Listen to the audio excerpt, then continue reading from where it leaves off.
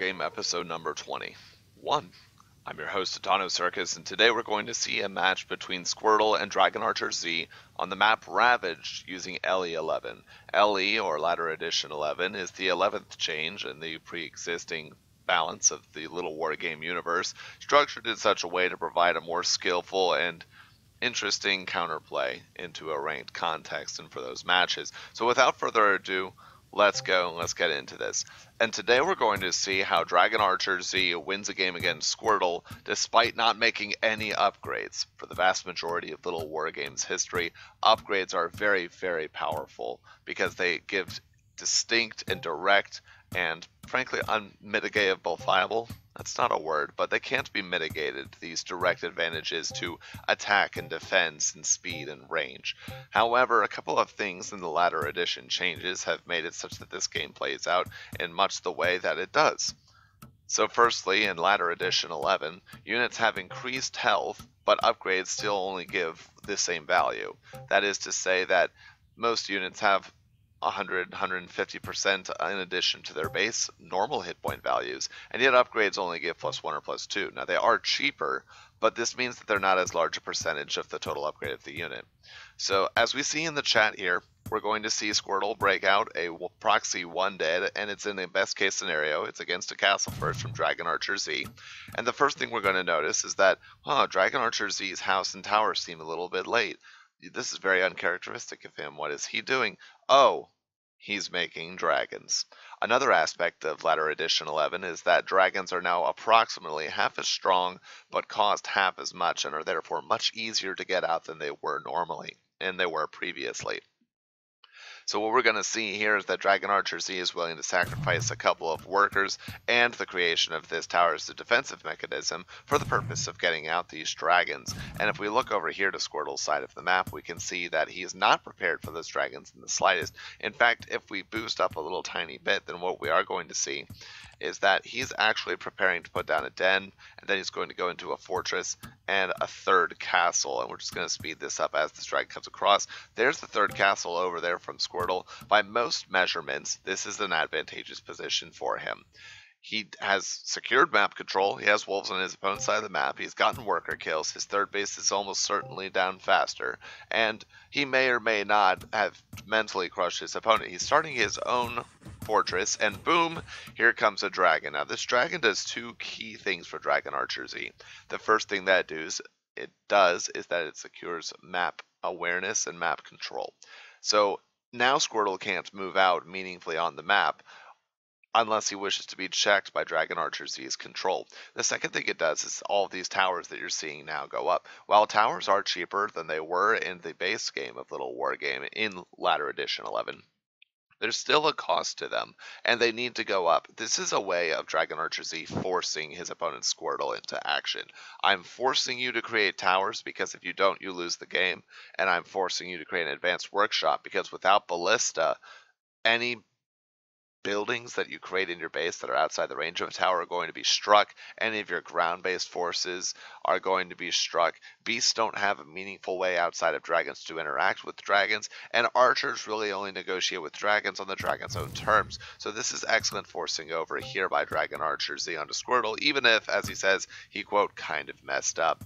Now there is a wolf over here, so that Squirtle is going to see a traditional move out. He is, of course, aware about the dragons that are flocking around here and getting some good damage done, and he knows that the third base is now up.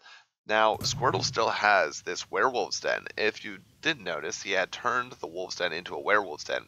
This is because in current Ladder Edition 11, if you were playing as the beast player against another beast player, werewolves are very powerful because you saw what Squirtle's ballista just did to that dragon over there as he laughs about it, but there's no quite as solid counterplay involved. When it comes to werewolves, they have very high damage and they have reasonably high armor. And as DragonArcherZ says, he should have been werewolf by now, rip. We do see that the 3-base economy is strong for both players, and look, now we have this over here. Now what's important is that DragonArcherZ is taking advantage of the map control that he has. He realized by the opening, by how quickly wolves were in his base and the number at which they were in his base, that there was a proxy werewolves a proxy wolf's den somewhere. So he went and searched it out until he found it, was pleasantly surprised to find a werewolf's den and destroyed it. That's actually a huge loss for Squirtle. But DragonArcherZ, I think it's still important to note, is spent no money on upgrades. Let's think about that. No money on upgrades. But why is that? Well, in addition to the unit changes that just happened as a cause of LE11's units being bulkier and doing more raw damage, and therefore each upgrade in attack and defense is a much smaller percentage of what it was previously, notice what DragonArcherZ is building. He has not actually built many, or has he even built any wolves? And he has dragons. Dragons are a pretty high health, decently damaged unit. He's constructing these werewolves. Werewolves are pretty slow, pretty bulky, very high damage, single target damage units, and he's building catapults, which also have AoE and pretty high single target damage. This means that the money that he would normally spend in making upgrades for his weaker units to become more relevant later into the game, he is using instead to create even more powerful units more and more. And this is a very interesting shift, and that is a complete departure from what has been happening overall in LittleWarGame. In contrast, we see that Squirtle is playing more of a mass armored wolf style with some werewolf supports, and no less than 3 animal testing labs going down. Traditionally in LittleWarGame, if you have fewer upgrades than your opponent, you're on the straight path to losing. And so this is why we see a 3rd animal testing lab come down for Squirtle. He needs to get those upgrades. He needs to regain control of the situation pretty quickly. Now notice the dragons over here have been doing good damage and making sure that Squirtle's 4th base is denied more and more often. And here we see a crucial move out. Well, let's talk about this move out. So first off, Squirtle has a maxed army, whereas DragonArcherZ is 21 supply down. Not only that, but DragonArcherZ's army is very techy and very bulky. It's going to have a lot of very powerful units, but it's as a natural consequence going to take more time. The units take longer time to train in terms of dragons, werewolves, and catapults, and each one that is killed is far more damaging. So this is, on its surface, on a theory crafting level, the perfect time to move out. Unfortunately for him, DragonArcherZ sees that, oh, you have smaller, weaker units attacking my 4th base. Well, then that means, you must not have anything in your main base. And this is a good call. Wolves are very supply-intensive units, especially in comparison with dragons and werewolves. Wolves can't hit dragons, and wolves fare terribly against werewolves, as we're about to see. Notice that the catapults are now in, and because of the changes to LE11 and the natural base armor of these catapults, they don't have to worry the same way that they normally would about upgraded wolves, especially when we look at the upgrades that Squirtle has used here for his wolves. They're going to be getting plus armor upgrades, and armor upgrades are great against wolves or against snakes because they are very low damage units. They have low individual damage, and so you're negating a significant percentage of their capabilities by getting armor. However, up against 40 damage werewolves, 70 damage catapults, and 14 damage dragons, the wolves aren't going to get a huge benefit from having all of this armor, and in fact they need 2 upgrades to even be on par with catapults, which they can't really trade well with because they don't have attack upgrades. Notice that without any upgrades here, these catapults were able to maintain a sieging position on Squirtle's natural base over here, and the supply is now starkly in favor of DragonArcherZ. The units that had moved across the map over here are now being chased across, and the wolves were unable to intercept the catapults. Notice, here's what we were talking about before with how these wolves are faring off against the werewolves. They're not, essentially. And so these very high power units not only destroy the natural base of Squirtle, but they're going to continue to be a nuisance and almost impossible to kill. It takes being under a tower for this werewolf to die, for example, and 3 towers over here to even manage to repel one by itself. Now the very powerful units are here, and catapults actually have the space to do the damage that they need to do because of the sheer threat that these werewolves represent. And with that down and sauntering over into the main, destroying towers left and right, we're going to see a GG called out pretty quickly. And I just thought this was such an interesting way of conceptualizing the game, as not stat upgrades in terms of numbers, but to see that throughout the history of LittleWarGame, we finally have a scenario in which we have been using upgrades to make our weaker units stronger, but there are now viable paths to simply using progressively stronger units to move forward. And as this game comes to a close, there's an interesting history lesson at the end that I want to talk about.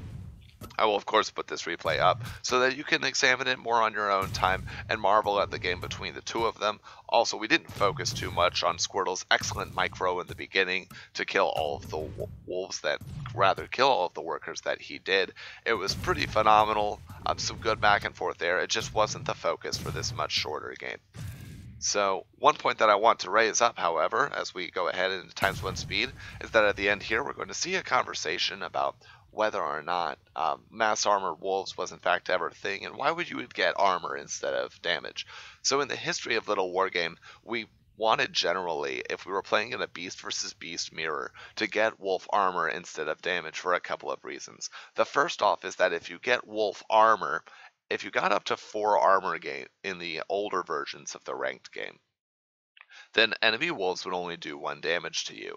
Because they only do 1 damage, you heal at about 1 hit point every 2 attacks, roughly, and you do your own full damage. This made your units extremely efficient against buildings. As soon as your wolves were cuddled up against their buildings, you could keep attacking them because their main units to attack you back, wolves, and to repel you off of them, now only do 1 damage. So you have immense survivability to stand there, and essentially in a late game scenario, if your wolves are in the right place, you will destroy that building because enemy wolves won't be able to kill it. So now we get to the thought of, well, why not use attack upgrades?